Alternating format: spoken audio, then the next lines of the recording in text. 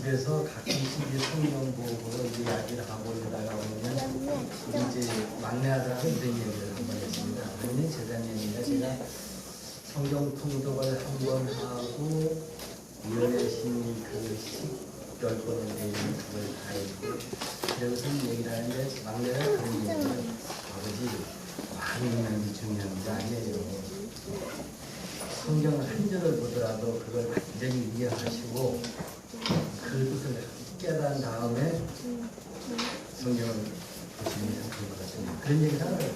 그래서 제가 한 서너 달 전서부터 전도서를 읽으면서 생각 조사하면서 읽었습니다. 여기 전도서 10장을 읽다가 보니까 막내하고 한 내용이 생각이 나요. 그래서 참 자세히 보면서 한 장 한 장 이런 이해해야겠다 하는 생각으로 10장을 보기 시작했습니다.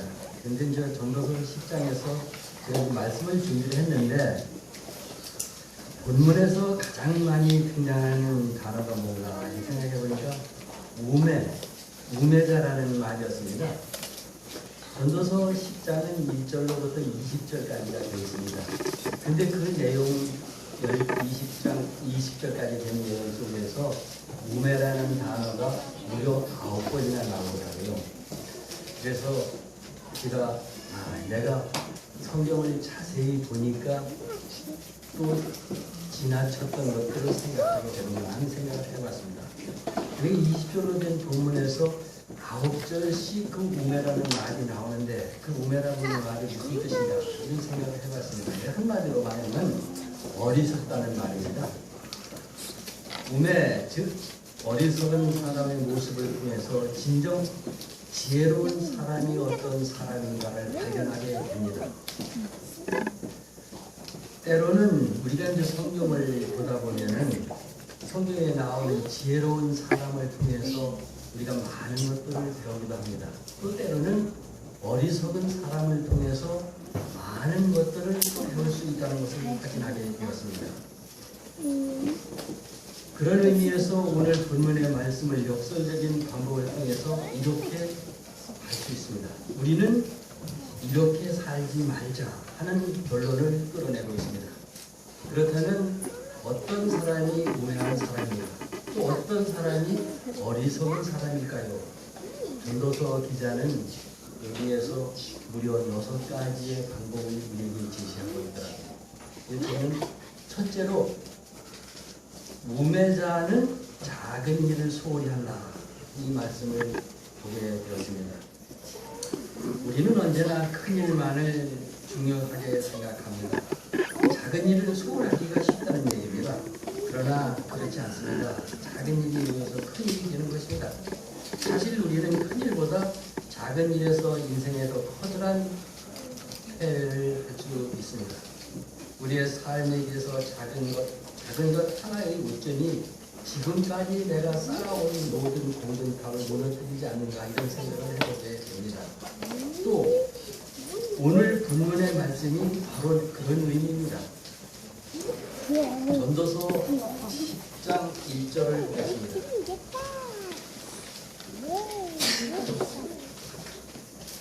전도서 10장 1절을 보면 이렇게 나와 있습니다. 죽은 파리가 향 기름으로 악취가 나게 하는 것 같이 작은 우매가 지혜와 종기로 폐를 하게 합니다. 지혜와 종기로 폐하게 하느니라. 제가 현대인 성경에서 이해가 잘 안 돼서 현대인 성경과 쉬운 성경을 봤는데 거기는 이렇게 표현을 해놓고 있어요. 죽은 파리가 향수도 닥치게 나게 하듯이 작은 어려움이 지혜와 명예를 무색하게 한다. 함축하면 파리 한 마리가 향기름 전체를 망칠 수 있다는 뜻이겠죠? 우리는 작은 우매가 또 작은 하나의 오점들이 우리의 지혜와 종기를 피하게 한다고 본문은 말씀하고 있습니다. 이것이 분명한 사실입니다. 여러분들이 성경 역사를 통해서 보십시오.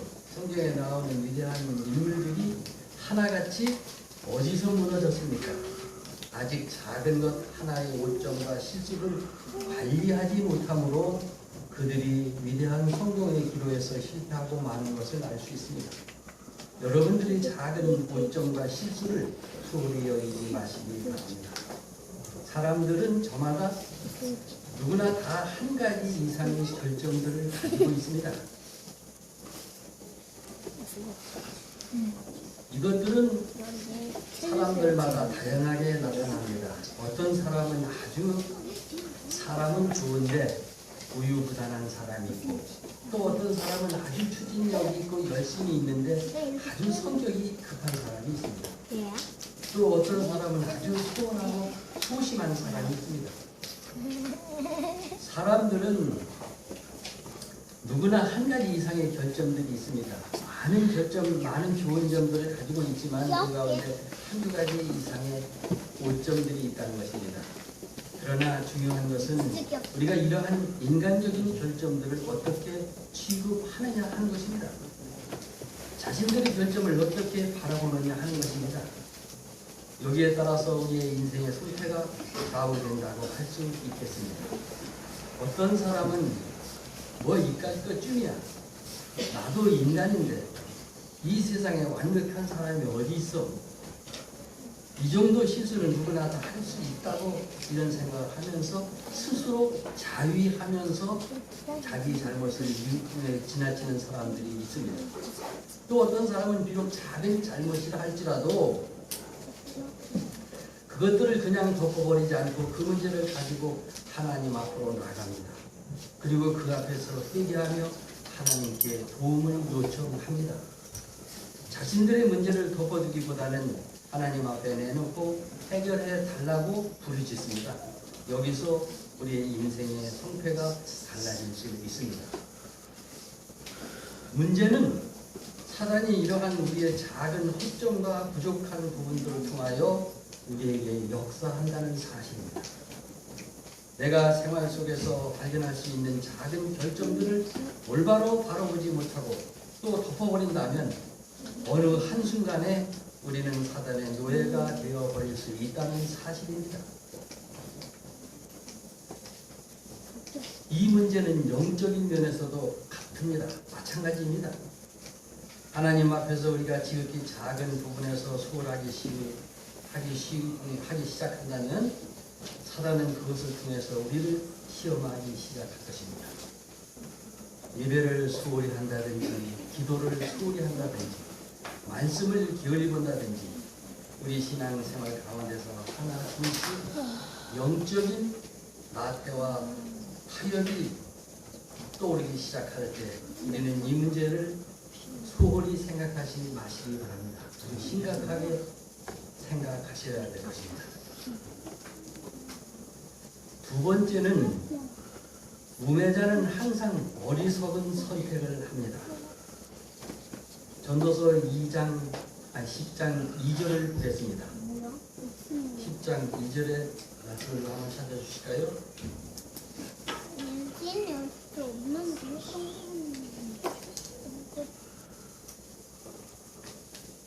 제가 읽어보겠습니다. 지혜자의 마음은 오른편에 있고 우매자의 마음은 왼편에 있느니라. 현대인의 성경에는 이렇게 지적을 하고 있습니다.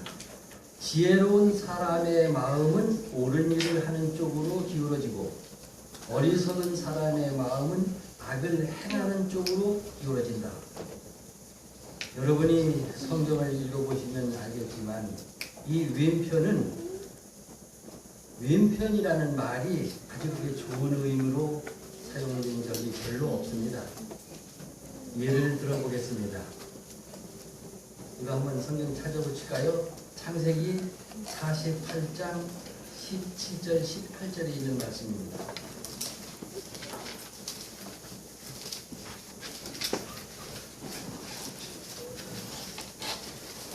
요셉의 그 아비가 우스를 에브라임이 머리에 얹은 것을 보고 기뻐 아니하여 아비의 손을 들어 에브라임의 머리에서 문나세의 머리로 옮기고자 하여 그 아비에게 이르되 아버지여 그리마옵소서 이는 장자니 우스를 그 머리에 얹으소서. 네, 이 말씀은 요셉이 그 아버지 야곱의 장자의 머리 위에 우수를 얹어달라고 요청하는 장면입니다. 오른손이 축복과 영광과 능력을 상징함을 성경에서 많이 볼 수 있습니다. 제가 시편 19편 8절을 보겠습니다. 내가 여호와를 항상 내 앞에 모시며 그가 내 우편에 계심으로 내가 요동치 아니하리로다. 하나님이 어디 계신다고요? 내 우편에 계신다고 말씀을 합니다. 우편은 하나님이 계신 곳입니다. 그래서 성경은 항상 이 오른편을 영광과 능력의 장소로 우리에게 소개하고 있습니다. 신약 성경에도 마찬가지입니다. 십자가에서 우리를 위해 죽으시고 장사한 지 3일 만에 부활하셔서 승천하신 우리 주님이 하나님 보좌 우편에 앉아 계신다고 증언을 하고 있습니다. 마가복음 16장 19절에도 말씀했고 누가복음 22장 69절에도 말씀했고 사도행전 10장 95절에도 이 말씀이 있습니다. 우리가 잘 아는 예로 마지막 심판 때에도 우리 주님께서 사람들을 양과 염소의 무리로 나누실 때 양은 오른편에 염소는 왼편에 두시는 모습을 볼 수 있습니다. 본문 2절에 보면 그러니까 10장 전도서 10장 2절에 보면 이렇게 말씀을 하고 있습니다. 지혜자의 마음은 오른편에 있고 우매자의 마음은 왼편에 있느니라. 오른편, 왼편의 차이가 무엇입니까? 오른편은 하나님의 편이고 왼편은 사단의 편입니다. 또 오른편은 생명의 편이고 왼편은 사망의 편입니다. 오른편은 축복의 편이고 왼편은 저주의 편입니다. 분명한 차이에도 불구하고 우매자의 마음은 항상 오른편에 있다고 말씀하십니다. 그 길이 나에게 유익하지 못함을 알면서도 그 길을 의도적으로 선택한다는 것입니다. 하늘보다 세상을 더 좋아하고 하나님 말씀보다 세속적을 좋아하고 진리보다 인간의 전통을 더 좋아하고 영적인 것보다는 육적인 것을 좋아하는 마음이 그에게 있다는 것입니다. 어리석은 사람은 그가 어떤 선택을 하는지를 보면 알 수 있습니다. 그가 선택의 갈림길에 설 때마다 어떻게 선택하는지를 보면 그가 어떤 사람인지를 알 수 있다는 말입니다. 여러분의 선택이 항상 하나님 편에 있기를 간절히 바랍니다. 여러분의 선택이 항상 영원한 생명에 있기를 간절히 바랍니다. 여러분의 선택이 항상 하늘에 있기를 간절히 바랍니다. 세 번째로 우매자는 자신의 언어를 절제하지 않습니다. 함부로 말한다는 것입니다. 3절을 보겠습니다. 3절을 한번 읽어주실까요?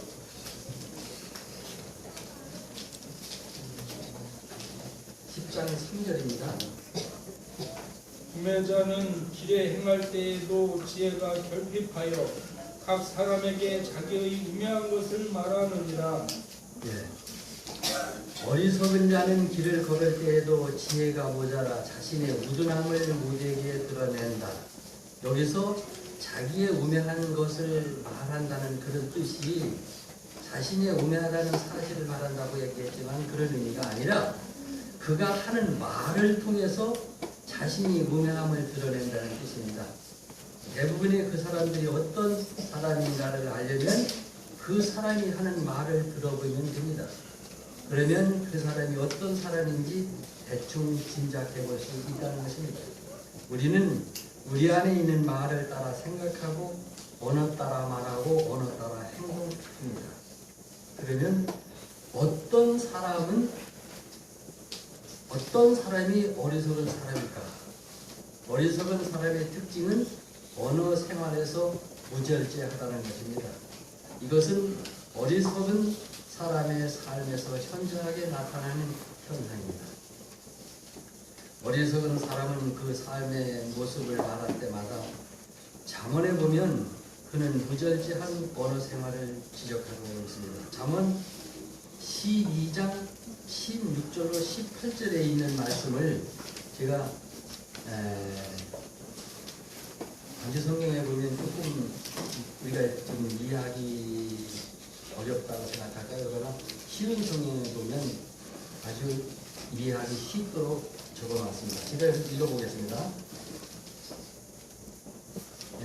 잠언 12장 16절 쉬운 성경에 있는 말을 제가 읽어보겠습니다. 16절 미련한 자는 참지 못하고 발칵 성을 내지만 슬기로운 사람은 수치를 당해도 참는다. 17절에 보면 진실한 증인은 정직하게 증언하지만 거짓 증인은 거짓말을 내뱉는다. 또 18절에 보면 되는 대로 하는 말은 비수처럼 찌르지만 지혜로운 자의 혀는 상한 마음을 고쳐준다. 잠언 12장 16절로 18절의 말씀을 보면 그 언어 생활에서 초점을 맞추고 있는데 지혜로운 사람과 어리석은 사람의 차이를 뚜렷하게 구별하고 있습니다. 또 잠언 18장 13절에 있는 말씀을 하나 더 보겠습니다. 사연을 듣기 전에 대답하는 자는 미련하여 욕을 당하느니라. 참 많은 분들이 이 말씀에 공감하실 것입니다. 그런데 우리는 남의 이야기를 끝까지 듣기를 또 끝까지 기다리지 못하는 그런 조급한 마음들이 있습니다. 남의 이야기를 끝까지 들어주면 참 좋을 텐데 중간에서 가로채 말하려다가 무안을 당하는 일이 참 많이 있습니다. 바울 선생은 골로새 4장 6절에서 이런 말씀을 합니다. 너희는 말을 항상 은혜 가운데서 소금으로 고르게 함같이 하라. 그러하면 대답할 것을 주시라. 얼만큼 우리가 말하는데 주의하고 또 신경을 써야 되겠나 하는 말씀입니다. 우리의 말을 소금으로 고르게 함같이, 바로 소금으로 졸인 것 같이 이렇게 하라고 말씀을 드렸습니다. 4절에는 네 번째로 우리는 이런 지적을 할 수 있습니다. 우매자는 자기 감정을 조절하지 못합니다. 10장 4절에 있는 말씀을 제가 읽어보겠습니다. 이거는 지금 현대인의 성경에 있는 말씀입니다. 웃사람이 너에게 화를 내어도 너는 사표를 제출하지 말라. 아무 말 없이 가만히 있으면 큰 잘못도 용서받을 수 있다. 본문에서 전도서 기자는 우매한 사람의 또 하나의 삶의 특성을 지적하고 있습니다. 그것은 감정이 격분 때문에 자기 감정을 조절하지 못하고 삶의 자리를 옮겨 다닌다는 것입니다. 지혜로운 사람은 자기의 감정이 진정될 때를 기다리면서 주님께서 이 순간을 어떻게 인도하는지 기다리고 참는다는 것입니다. 그러나 이러한 교훈을 배우지 못한 어리석은 사람은 감정의 격분을 극복하지 못하고 쉽게 자기 자리를 옮겨 다닌다는 것입니다. 이것이 내 잘못이 아닌데도 불구하고 상대방이 화를 낸다 할지라도 참으시기 바랍니다. 인내하면서 그 자리에 머물러 서시기를 바랍니다. 성경에는 우리에게 어떤 교훈을 합니까? 지혜로운 사람은 상대방의 분노를 쉬게 한다고 말씀합니다. 내 앞에서 분노한 사자처럼 날뛰고 있는 사람에게 평안과 안식을 줄 수 있는 여러분과 우리가 되기를 때가 되기를 간절히 바랍니다. 길이길이 날뛰고 사태질을 하며 대드는 사람들은 지혜롭지 못한 행동이라고 말할 수 있죠. 때로는 내가 억누를 수 없는 감정이 휩싸여 있다면 그 자리를 조용히 피하는 것도 지혜로운 하나의 방법이라고 말씀드립니다. 하나의 미화를 들어보겠습니다. 한 75, 60대 된 할아버지 한 분이 건강진단을 받으러 병원에 갔답니다. 병원에 가서 세밀히 진단을 받고 보니까 아주 건강하다는 거예요. 그 의사가 하도 신기해서 그 노인에게 이런 질문을 했다고 합니다. 아니 지금까지 건강 진단을 해보니까 아주 건강한데 그 건강하게 사실 수 있는 비결이 뭡니까? 이렇게 그 노인에게 물었답니다. 그랬더니 의인이 이렇게 대답을 하더랍니다. 내가 결혼 초에 우리 부인하고 약속하기를 내가 지금까지 한 50여 년 동안 결혼 생활을 해왔는데 부인하고 약속하기를 이렇게 했습니다. 그리고 하는 얘기가 내가 화가 나거든 당신은 부엌으로 나가고 당신이 화가 나거든 나는 산책을 나가겠소. 그렇게 약속을 하고 지금까지 그렇게 살아왔다는 거예요. 그래서 지금 가만히 생각해 보니까 참 내가 많은 시간을 산책을 했다고. 그래서 아마 그게 내 건강 비결이 아닐까 하면서 껄껄 웃더라는 겁니다. 우리가 화가 날 때 또 상대방이 화가 났을 때 같이 맞서서 싸우지 말라는 것입니다. 지혜로운 방법으로 그 자리를 표현하는 것입니다. 우리가 때로는 마음이 상했을 때 자기 감정을 조절할 수 있는 것이 하나의 지혜가 아닐까 생각을 합니다. 다섯 번째로는 우매자는 자기 분수를 모릅니다. 자기가 어떤 자리에 있어야 할지를 모른다는 말입니다. 지금까지 내가 차지하고 있던 자리가 내게 어울리지 않습니다. 그래도 어리석은 사람은 그 자리를 고집하고 그 자리를 지키기 위해 몸부림을 칩니다. 이것이 우매자의 모습이라는 것입니다. 6절을 보겠습니다. 10장 6절에 있는 말씀을 좀 읽어주실까요?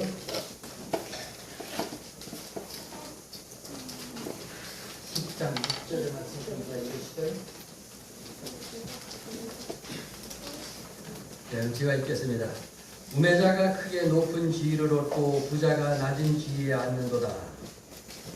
여기서 말하는 부자란 단순히 돈을 많은 사람이 아닙니다. 사회적으로 덕망이 있고 사람들로부터 존경을 받을 수 있는 사람을 의미합니다. 당연히 높은 자리에 오를 수 있을 만큼 실력과 인격을 갖춘 부자를 말합니다. 하나님이 주신 지혜를 가지고 정당하게 부자가 된 사람을 의미합니다. 성경은 이런 부자를 결코 정죄하지 않습니다. 그것은 아름다운 부요라고 말씀합니다. 그들은 마땅히 높은 자리를 차지할 만한 자격이 있는 사람입니다. 그럼에도 불구하고 이런 사람은 낮은 자리에 처해 있고 우매한 자가 높은 자리를 차지한다는 그런 말입니다. 이것이 모순입니다. 오늘날 우리가 살아가는 이 세상의 모습이기도 합니다. 그저 출세하고 싶은 욕망 때문에 자격을 갖추지 못한 사람이 높은 자리에 올라서 얼마나 우리 사회를 힘들게 하고 있습니까? 우리에게 지혜가 필요합니다. 자신이 머물러야 할 곳, 있어야 할 자리를 지킬 줄 아는 지혜가 필요합니다. 이 세상에서 가장 다루기 힘든 사람이 어떤 사람인지 아십니까? 무식한 사람이 출세하면 그 사람이 가장 다루기 힘든 사람이라고 합니다. 그런 사람들은 말이 안 통합니다. 또 다른 사람의 말을 들으려고도 하지 않습니다. 자기 고집대로 밀고 망관합니다. 그런 사람이 참으로 다루기 힘들다는 것입니다. 그래서 테레사 스님은 이런 말을 했다고 합니다. 섬길 줄을 모르는 사람은 다스릴 자격도 없다. 이런 얘기를 했다고 합니다. 하나님의 관심은 우리의 성공에 있지 않습니다. 성공을 넘어선 그 너머에 섬김에 관심이 있다는 것입니다. 성공은 목적이 아니라 하나의 수단입니다. 우리의 목적은 섬김에 있습니다. 그래야지만 우리는 인생에 성공할 수 있습니다. 여섯 번째, 우매자는 다른 사람들을 모략하고 중상하는 일을 좋아한다. 잠언 10장 8절로 9절에 있는 말씀을 제가 읽어가겠습니다. 함정을 파는 자는 거기 빠질 것이요 담을 허는 자는 뱀에게 물리리라. 돌을 떠내는 자는 그로 인하여 살 것이요 나무를 쪼개는 자는 그로 인하여 위험을 당하리라. 다른 사람을 해하려고 하면 결국 자기가 당하게 되는 뜻입니다. 함정을 파면 오히려 자기가 거기에 빠지고 또 담을 허는 사람은 그 담 속에 숨어있던 뱀에게 물릴 수 있다는 것입니다. 또 돌을 떠내는 사람은 돌에 맞아서 상할 수도 있고 나무를 쪼개는 사람은 그 나무에 상할 수도 있다는 얘기입니다. 한마디로 말씀해서 지혜로운 사람들은 함정을 파지 않는다는 것입니다. 오히려 남을 돕는 사람으로 살아간다는 것입니다. 어리석은 사람은 남을 해코지 하는 일에 온 힘을 쓰고 있다는 것입니다. 옛날 어른들의 말씀에 이런 얘기가 있습니다. 인생이 두 종류가 있는데 하나는 올무 인생이고 하나는 징검다리 인생이라고 말했습니다. 그런데 이제 그 예를 들면 그런 사람하고 같이 하면 반드시 피해를 보고 또 그런 사람과 함께하면 언제나 꼭 한 번은 당한다는 것입니다. 그러나 징검다리 인생은 옆에만 있어도 도움을 주는 그런 사람이라는 것입니다. 제가 이 생각이 나서 성경에 그런 분들이 어떤 사람이 있을까 생각을 찾아봤습니다. 이 성경에 나오는 갈립은 우리 여러분들이 잘 아실 것입니다. 갈립 때문에 해를 입은 사람은 한 사람도 없습니다. 또 갈립 때문에 힘을 얻은 사람은 있어도 피해를 입은 사람은 없다는 것입니다. 시편 7장 15절에 보면 이런 말씀이 있습니다. 저가 웅덩이를 파 만듦이요 저가 만든 함정에 빠졌도다. 남을 모함할 때 우리는 자기 함정으로 스스로 하고 있는 사실을 잊어버려서는 안 되겠습니다. 다른 사람의 삶을 약화하는 또 다른 사람의 명예나 그의 신임을 깎아내리는 모든 행위는 결국 올무가 되어서 우리 자신을 함정에 빠뜨리게 될 것이라는 이야기를 있습니다. 우리 성경에 나오는 하만의 이야기를 좀 해봅시다. 하만이 모르드게를 죽이기 위해서 자기 집에다 높은 장대를 만들어 놓고 내일을 기다리다가 그 다음날 자신이 모르드게를 매달 장대 위에 자신이 달려 죽는 모습을 볼 수 있겠습니다. 이런 것들을 보면 참 그 성들의 하만이 보기 좋게 달려 죽는 모습을 봅니다. 사랑하는 성도 여러분, 우리는 함정을 파는 사람이 되어서는 안 되겠습니다.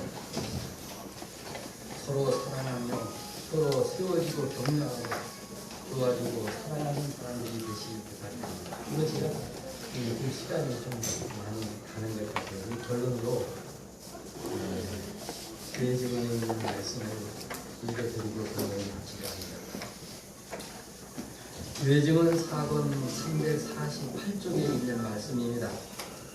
생애의 번민, 속을 썩이는 내일의 염려, 가슴 아픔과 짜증나는 대부분들은 지어지지 않은 성질의 결과다. 가정이 조화가 종종 성급한 한마디의 말과 함부로 하는 언어 때문에 깨어진다. 그것들을 말하지 않았다면 얼마나 좋았을까. 한 번의 기쁜 미소, 온유한 성질로 바라는 평화롭고도 인정해주는 말은 진정시키고 위로해주고 축복을 가져다주는 능력이 될 것이다. 자아를 지배하는 것은 세상에서 가장 좋은 지배다. 온유하고 조용한 정신을 못 읽는다면 생애를 그처럼 쓰라리게 했던 문제 중 100가지 중 99가지는 해결이 될 것이다. 많은 이들이 그들의 조급한 말과 유격적인 기질을 이렇게 변형한다. 나는 너무 예민해. 나는 성질이 급해. 이것은 성급하고 결정적인 말로 강한 상처를 조금도 고쳐주지 못한다. 어떤 사람은 참으로 다른 사람보다 본래 성의가 급하다. 그러나 이 정신은 하나님의 영과 결코 교환할 수 없다. 본성적인 사람은 죽어야 한다. 그리고 새 사람으로 그리스도께서 그 영혼을 주관해야 한다. 그렇게 되어 그리스도의 제자들은 정직과 진실로 이렇게 말할 수 있어야 한다. 이제는 내가 사는 것이 아니요 내 안에 그리스도께서 사시는 것이라. 사랑하는 성도 여러분, 정말 우리는 이 미련한 자, 문외한 자를 통해서 많은 교훈들을 배울 수 있다고 생각합니다. 우리가 성경을 보면서 제가 10절에 한절 자세히 보면서 전에 없던 것들을 새롭게 발견하는 그런 경험을 했습니다. 우리 모든 성도님들은 성경을 자세히 보시고 그 성경 속에서 우리에게 제시하는 말씀이 무엇인가 깨닫는 여러분들이